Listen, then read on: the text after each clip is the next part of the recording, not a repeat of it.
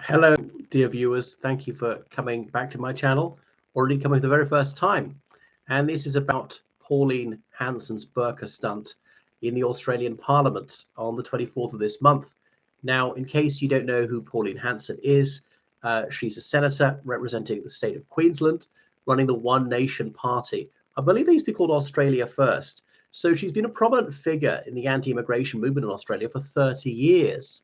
I recall when I first heard about her, and she came from nowhere. She'd run a chip shop, hadn't had any higher education or been politically active at all, and suddenly had a breakthrough, and her party won quite some representation in the mid-90s. By about 2000, it almost collapsed, had almost no money. And so she's a hate figure for the Australian left. Now, she's an ignoramus. I find her rhetoric unpalatable. She's white. Her grandparents shifted from the United Kingdom to Australia.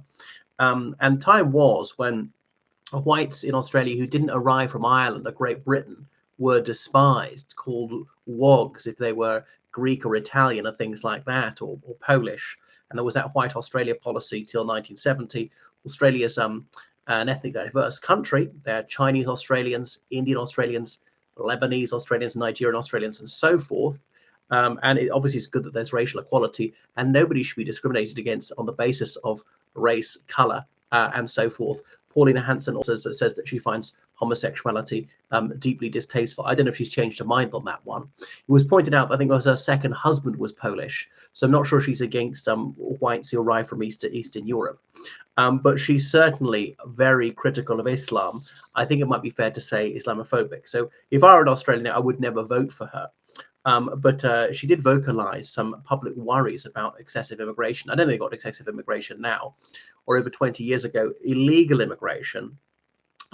People coming in boats illegally, landing there, claiming asylum. And actually, was the government managed to solve that? Was it John Howard's government? And more recently, oh God, what's the guy's name? The mad monk, Tony Abbott, said the thing is, you put them in an unsinkable boat and then you remote control it, send it to wherever, and the problem's solved.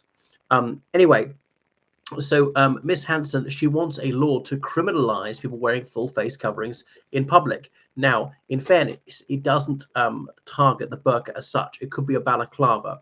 Now, the burqa is this overall dress thing, but it also includes going over the face, showing the eyes, or scarce even the eyes, some sort of gauze thing they can hardly see out, and you can't make out who they are. And it's associated with fundamentalist Islam. There are plenty of so the great majority of Muslim women don't wear it. It's only in Afghanistan it's the norm, maybe rural Pakistan, not Pakistani cities. So are women wearing it voluntarily? Are they coerced into wearing it? I'm willing to accept that some people are wearing it of their own free will.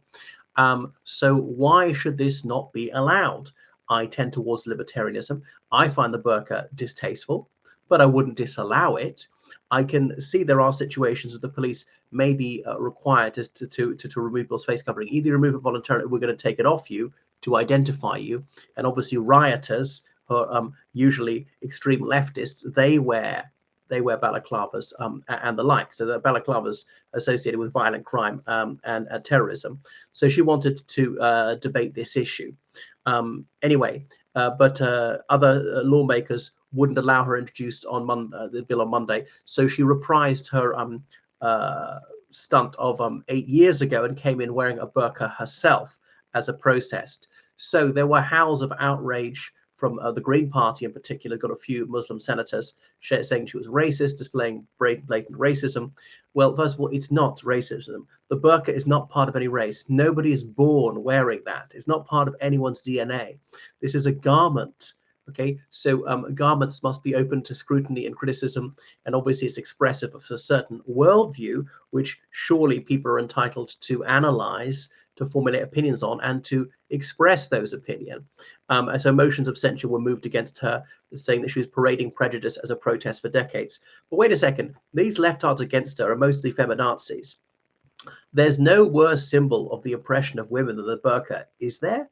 It's associated with the Taliban, where women, were said by the Taliban to have two places, in their family's house or the graveyard. No right to education, of them can get health care, no legal personality, could be beaten up by their husbands, could be murdered for the slightest thing. I read about a woman going around the back of a motorbike in Afghanistan, couldn't drive it herself, but the wind happened to move a bit of her sleeve and show too much of her arm, and she was killed for that. I'm not actually sure that's what's true. Honor killings, wow. So there is no more misogynistic ideology than that. And so it's right that Pauline Hanson should say, well, this this as a symbol of this ideology is something that we ought to discuss. Now, I don't agree with that. I wouldn't want to outlaw it. So anyway, a religion is not a race, and a race is not as a religion. It's not against any race or racial group. There she is, as she would see it, advocating for the rights of Afghans. And talk about divisive. Surely that argument is divisive. It cuts you off from the rest of society. And people can't see your facial expressions and things like that. So Penny Wong, the foreign minister, said that Pauline Hanson is not a worthy member of the Australian Senate. Now, I find Ms. Hanson's rhetoric deeply distasteful. I would always vote against her. And she wants to outlaw this item. I mean, all sorts of things are outlawed, drugs and so on. That might be sort of some of these culture. Is it racialism not to allow that? So she said the country was being swamped by Muslims. I mean, there's not a very big Muslim community in Australia. And obviously Muslim Australians got the same rights as everybody else. They're now an essential part of the fabric of Australia. And I know it has a Christian majority. They tend not to be very fervent. And she said the country was being swamped by Asians. So there is a significant Asian Australian community. These are Australian citizens whose ancestors shifted from, China, Malaysia, Indonesia, Thailand, Vietnam, India, Pakistan, Bangladesh, elsewhere. I mean, I don't think that's the end of the world. These people are human too. I'm not an Australian myself, by the way. So she said to be someone who deeply dislikes the other and is nostalgic for the Australia of her childhood. I believe she's about 70 years old now, for the Australia of the late 1950s, where virtually everybody was white, where there were nominal Christians and things like that. So yeah, it's not racialist what she did. But people bring in all sorts of items or wear sorts of items to draw attention to what they believe. Now, she was wearing that burqa. She has the right to wear a burqa, doesn't she? Now, very hypocritical of her to wear it. If you're so against it, don't wear it yourself. But other people have worn things. So you express your personality, your opinion by what you wear, a T-shirt with a slogan, a badge, a cap, or something like that. So why shouldn't she have this right? Now, I don't know what the rules of the Australian Senate are. So it's possible that she was in the breach of this. But talk about being insulting. Weren't they insulting calling her racialist? I mean, actually, I think she is racist, although not on this particular occasion. She said it was disrespectful to Muslim Australians. I mean, obviously, most Muslim Australians don't wear that item. So she would say that there are Mohammedan women who are sometimes forced to wear this. So there she is trying to emancipate them. Goodness. So I don't think it was disgraceful. There's some intemperate reaction, the tantrum thrown by the leftists, are all against misogyny. And there they are, speaking up for the most misogynistic ideology in the world, that of the Taliban. And there are people, the feminazis are all saying Western countries are rape cultures. Now, rape is an abhorrent crime, absolutely no doubt about it. I don't want it to happen to anyone. I don't want it to happen to me. But where really is a rape culture is anyone ruled by the Taliban or that ilk, where going by Islamic law, they set the bar for the evidential barrier impossibly high, this bar to clear having 4 adult male witnesses of unimpeachable integrity. Now, how on earth are there going to be 4 men watching this felony being committed unless they're participants? And therefore, it's impossible to prove. And the victim herself gets imprisoned when she reports the crime, because then she's confessing to committing fornication. So that really is appalling. Anyway, of course, people should be allowed to practice Islam, and most Muslims are not like the Taliban.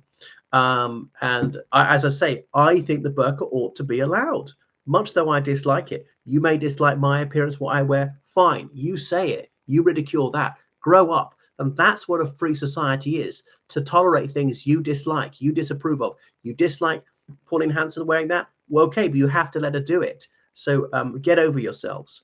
Anyway, so Pauline Hanson and her opponents come across badly. There might be some people in the middle, well, a bit like me, who are neutral, who are sensible and wise about this one. Well, thanks for watching the channel. Make sure you subscribe on Patreon, donate to PayPal, georgecallahan79@gmail.com. Goodbye.